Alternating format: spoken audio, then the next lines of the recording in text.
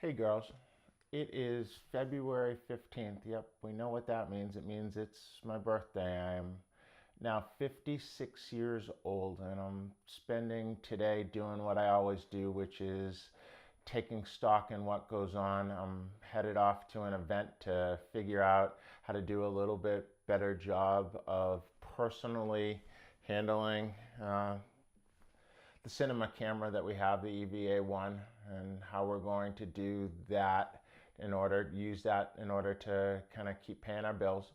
And I was thinking back on yesterday and what was it that I was talking about and where did I leave out some things. And I talked largely about what it was like in our neighborhood in terms of the various families and the layout of where those families were. But I think I left out a lot of the essence of what it was like in that time. And so I didn't want to forget, so I actually made some notes for today of some stuff that I wanted to talk about. Um, and to kind of take that and talk about how it's different than today, or at least show you what it was like then, and you can contrast it with what it's like in your lives today. A couple of things was didn't get everything at the grocery store, and um, we had a milkman, and the milkman, I guess you would order however many things of milk, and the milk came in these glass jugs with this kind of cellophane type stuff over the top of them, and they would put them in the boxes outside of your back door. So the milkman would come up in his truck and he'd pull out his little thing and he'd have these bottles of milk and he'd walk up and he'd place them inside of it. Well, you got to remember, this is Massachusetts, and this is how we got our milk 12 months a year. And when it happened in the wintertime, if somebody wasn't home, sometimes you go out and you'd have milk that was frozen. But I also remember it was milk that was not pasteurized and things, and there were times when the cream would rise to the top of the milk, and so you'd kind of have to separate the milk from the cream. So that was one of the things that we had, which is very different than what it is today. And we also took, and we didn't have garbage disposal, certainly no such thing as a garbage disposal, but you didn't want the garbage to smell in your trash. So you separated out the garbage, the actual food waste, from the other things. I guess modern day kind of composting would be a similar thing. Um, and we would take and we would put the garbage in a pail inside of the ground. So it would be a hole that was dug in the ground, and then this big round sleeve was set in it, and you would put the garbage in it, and then it had a little lid that was a little foot pedal that you would step on that would pop open the lid. And oftentimes you would do things like put rocks and things on top of it. Why? Because the raccoons would get in it otherwise. So you had to find a way to weigh it down with things that were heavy enough that the coons couldn't move. And that was pretty challenging in and of itself.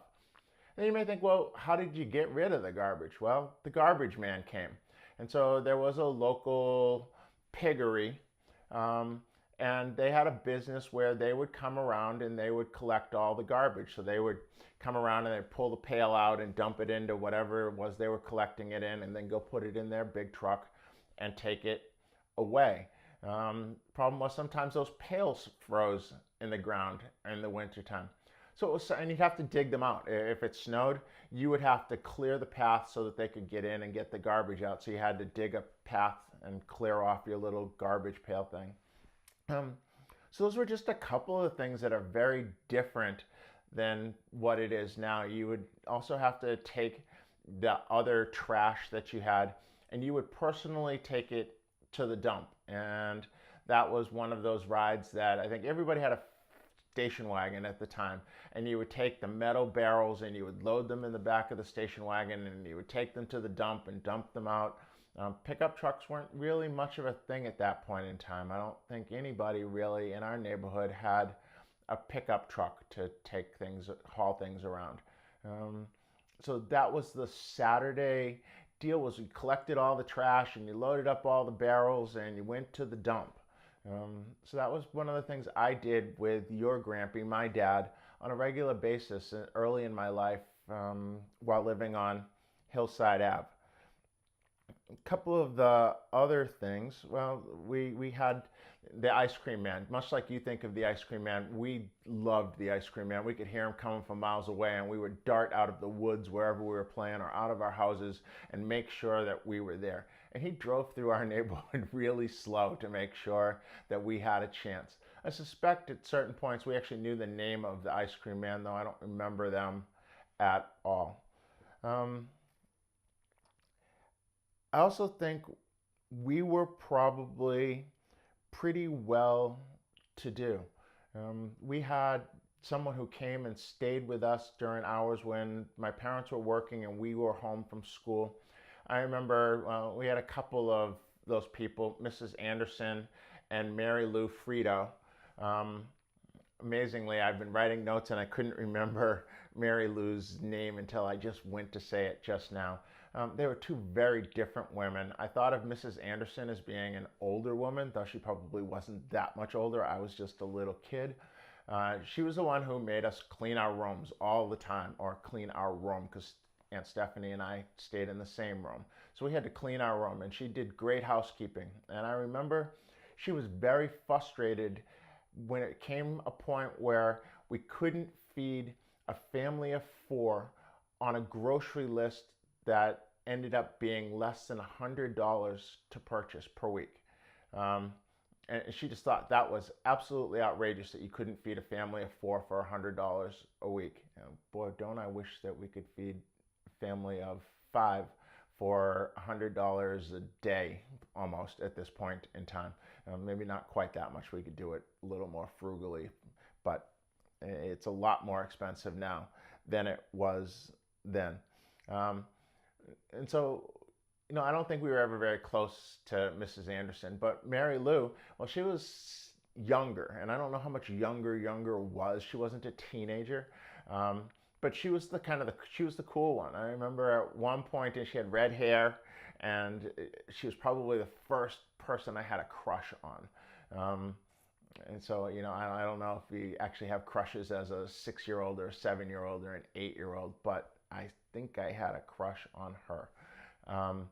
And she set it up to where I actually got to go for a ride in a private plane. I'm not sure if it was a Cessna or a Piper Cuff, a small little private plane with props, and we took off from Hanscom Field Air Force Base and flew around a little bit, and I just thought that was the coolest thing in the world, and she was the coolest thing. And I think it was a boyfriend of hers who had this plane who took me up. I don't necessarily remember, but I remember that being one of the really cool experiences I had as a really young kid.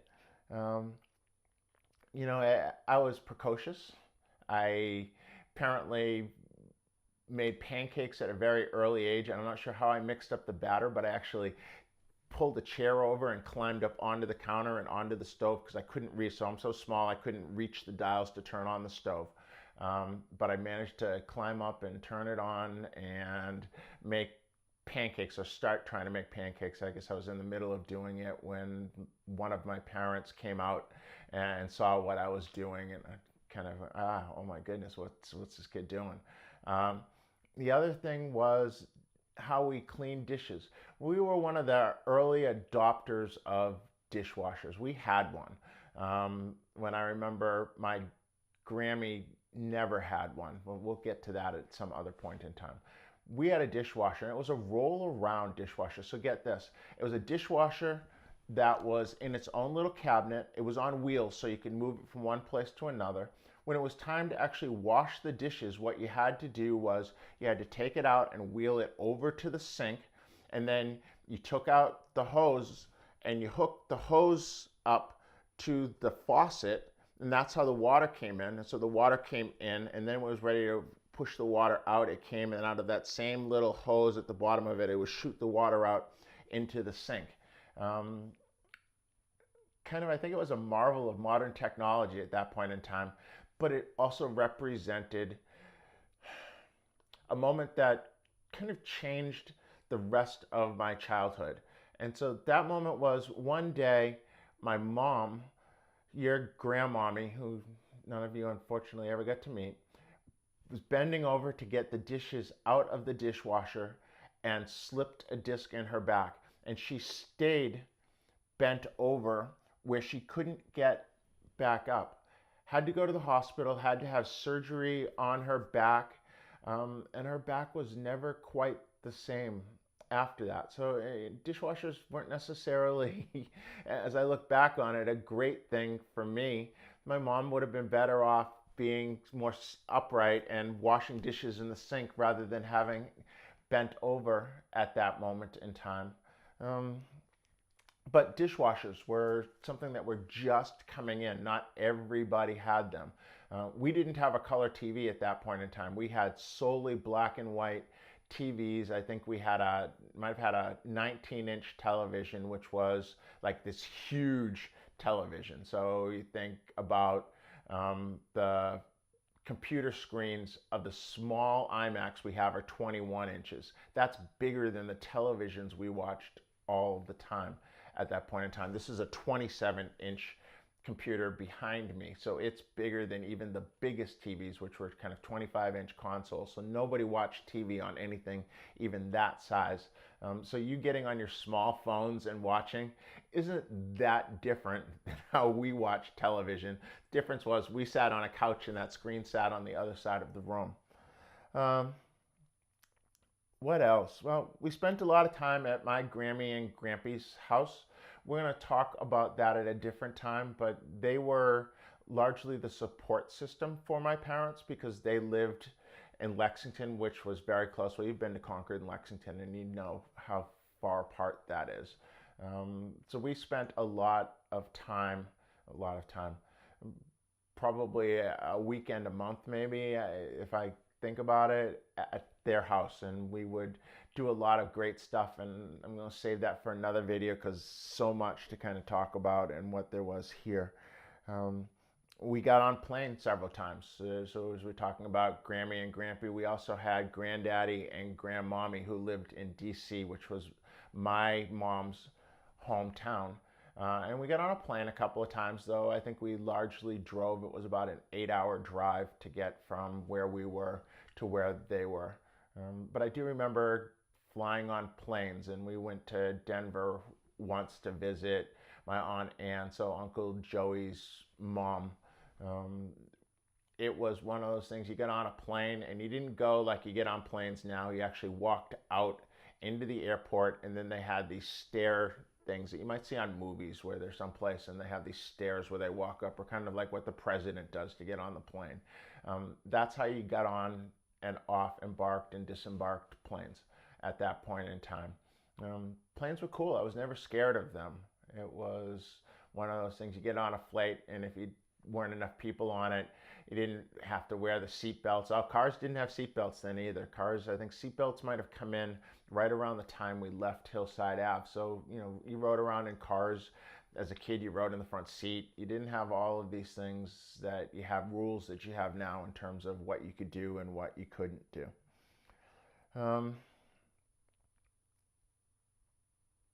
Bikes. I rode my bike everywhere. It was, if you knew me, you knew I had a bike. I guess once I learned how to ride a bike. And my granddaddy bought me this bike, which was what we call the banana bike. So it had a big, long seat on it, and it had handlebars that went up high, and it had one handbrake, and it also had the foot brake where you push backwards on the pedals in order to slow down. And I just thought I was the coolest kid ever. And I adorned that bike with all of the things a kid needed to have. I took baseball cards and I used clothespins, and I put the baseball cards to where when the tires went around, it made that flapping sound going around, and that was just the coolest thing. And I had my baseball glove everywhere. Everyone thought I was going to be a pro baseball player. I just take any moment I could to play baseball with anyone. Mr. McWilliams would play catch with me. We would play run the bases. We would play wiffle ball. And so I had my glove over my handlebars, and on the other handlebar, once I was old enough to have one, and I'm not sure how much this really happened on Hillside Ave, but I would have a transistor radio. Why? Because there were a lot of baseball games played in the afternoons, and I wanted to listen to the Boston Red Sox baseball games. So I had my glove, I had my transistor radio. I would probably listen to the games and imagine that I was one of the players and what they were doing, and I would take out my glove and I would catch the ball and I would do the play, or I would practice sliding into bases, and I would do all those things because I just loved baseball. It was the American pastime, and I was an American kid. And what do American kids do? Well, they ride bikes and they eat candy. So I can remember as soon as I was allowed to leave that neighborhood. So if you remember yesterday, I talked about the edge of the neighborhood where I would go with Jib, and I would be there and I wouldn't go any further. So that little was where Hillside Ave and Lawsbrook Road would intersect with each other. And I wasn't allowed to go past there until one day I was. And then I was allowed to ride my bike to West Concord. And so Lawsbrook Road was a road that was very hilly. And at the bottom of that hill, so we would ride our bikes on the sidewalk, and at the bottom of the hill was, I guess they built the sidewalk around some trees, so there was what I would kind of call a little dipsy-do. So you go down and around and through. And the thing was, how fast could you ride your bikes through there? And I think some people probably wiped out and hit trees, and nobody was ever seriously hurt that I know of. But that was really cool. And we would ride it to downtown, and downtown was a very small place. There were several shops. You knew all of the shops, all of the people in it. There was a little hardware store. Across from the hardware store was the favorite place, the 5 and 10.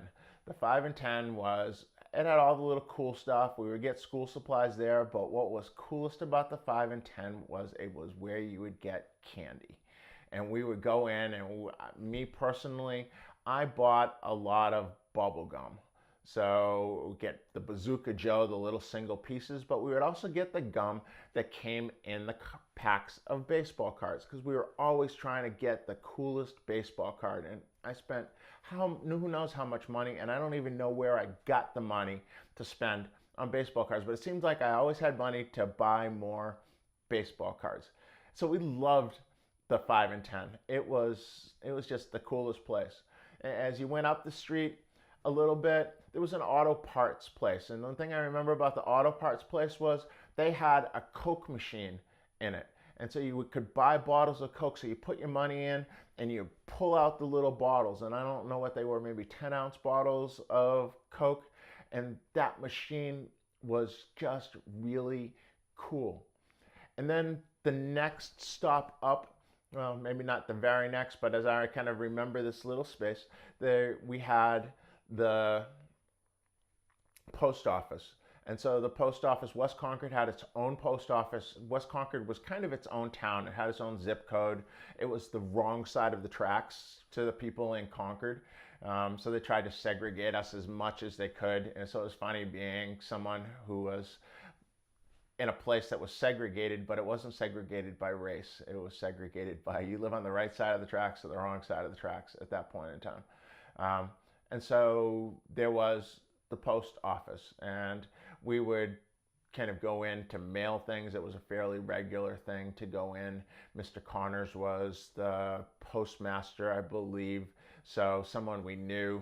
And we would go in and hope that he wasn't upset about the fact that we had trampled his grass, because that probably wasn't a great encounter, but that was what that was. And across the street was Hayes Shoe Store. And so that's where we went and got our shoes. And at one point in time, I had orthopedic shoes, and I guess I must have got them from Hayes Shoe Store. So I guess my feet probably turned out, and they needed to get my feet to turn in. So I had shoes with kind of, I guess, what I would call a board attached to them, so that it didn't allow my feet to turn out. So I'm not really sure how you walk with your shoes attached, and I don't remember it a ton, but I remember it. I don't think they would go through that process to correct someone's gait, how they walk at this point in time, but it was how they did it then. I'm not sure if it helped me or if it hurt me. Um, but oh well. But the thing about you talked about riding a bike down Losbrook Hill. Well, to get home, you had to ride your bike back up Losbrook Road. And it was a steep hill for a kid at that time. And so one of the challenges was how far can you make it? And I remember it being one where I could only get but so far, and then the hill got a little bit steeper, and then I had to get off and walk my bike up the hill the rest of the way. And that was disappointing, but it was a great triumphant moment when I got over the hill, and the top of the hill was pretty much at Crabtree Road. And you'll hear about Crabtree Road at some point in time in the future because it is another street which we lived on, or I lived on in part of my life. But you get to Crabtree Road and things would level out. You get there and there'd be just another little hill up. But if you got over the lip, you could get a little bit of speed going across Crabtree Road and then up the rest of the way and home. And it was no big deal at all. And you had to go that way. There was another way to get to downtown. So you could have gone out Hillside Ave the other way. So I kind of talked about where there were train tracks and there were only a couple of houses on our road. So we would actually go a couple houses and then there was a bridge that went over the train tracks. And then after that, there were a bunch of apartments up on the right-hand side. And I don't think we were ever allowed to go play in those apartments. I'm not sure what it was about that community, and I think maybe we were somewhat snobbish, though I'm not sure how we could be snobbish when we live in this humble kind of place, but we were not allowed to go hang out at the apartments.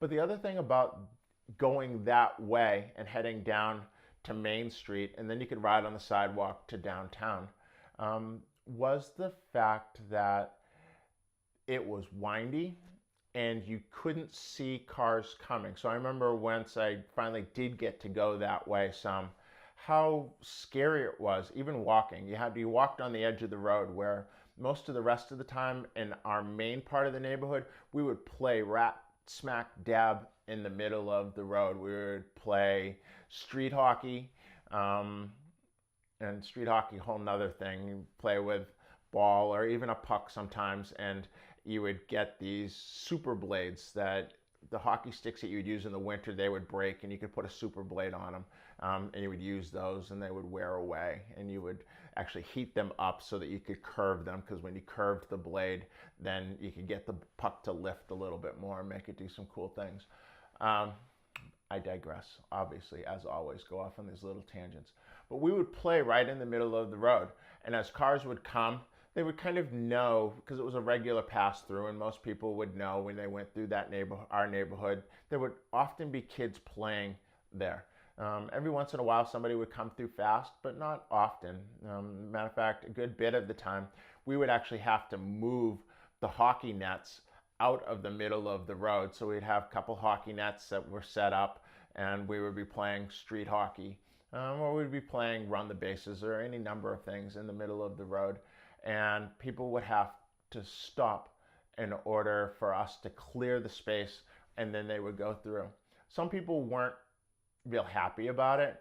And another thing they probably weren't happy about was because it snowed a lot in the wintertime, we would make little forts and hide, and we would make snowballs, and the cars would come by and we would throw snowballs. So, back to that theme of taking things and throwing them at other things. It was just kind of what I thought was fun. So that was what life was like. I think I covered the things that I came up with to talk about today. Again, it was a really great time in my life. I said yesterday I was going to begin talking about what came after Hillside Ave, Ministerial Drive. We'll be talking about Ministerial Drive. Ministerial Drive is a place where my life changed a lot and forever, and I'm still affected by the events that happened during my time there.